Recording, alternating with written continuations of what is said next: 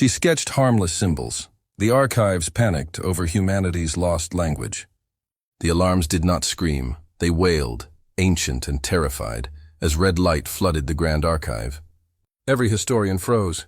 At the center of the chamber, a human woman sat cross-legged on the marble floor, stylus in hand, calmly sketching symbols into glowing dust.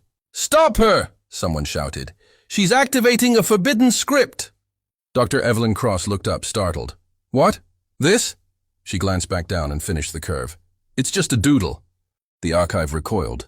The symbol pulsed, softly at first, then with growing intensity.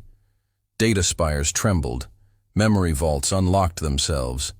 Long-sealed war records screamed into the open, projecting holograms of burning stars and collapsing fleets. The elders paled. "That language was purged," whispered the High Archivist. "Erased after the human extinction wars." Evelyn frowned. "Extinction wars?" She stood, brushing dust from her gloves. Around her feet lay simple shapes, arrows, spirals, stick figures marked with motion lines. Childlike, innocent, deadly. "You're telling me," she said slowly, "no one else uses pictographic combat notation?" The silence answered.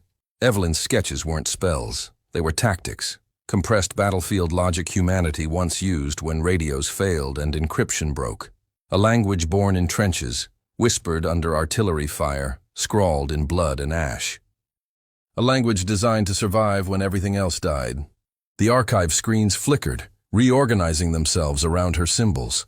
Strategies unfolded, ambush vectors, fallback spirals, asymmetric counters against superior forces. Solutions no one had found in 10,000 years. This language adapts," the archivist stammered. "It changes meaning based on context, on stress, on loss." Evelyn nodded. "Yeah, we designed it that way.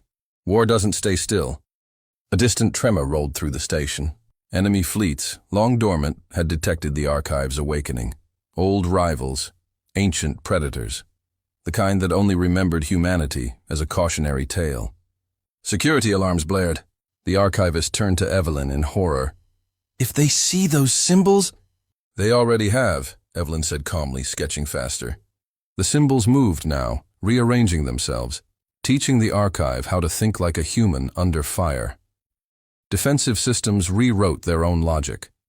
Turrets adjusted angles no algorithm had ever considered. The first enemy volley hit. It failed. Counterfire erupted, not overwhelming, not elegant, but relentlessly effective.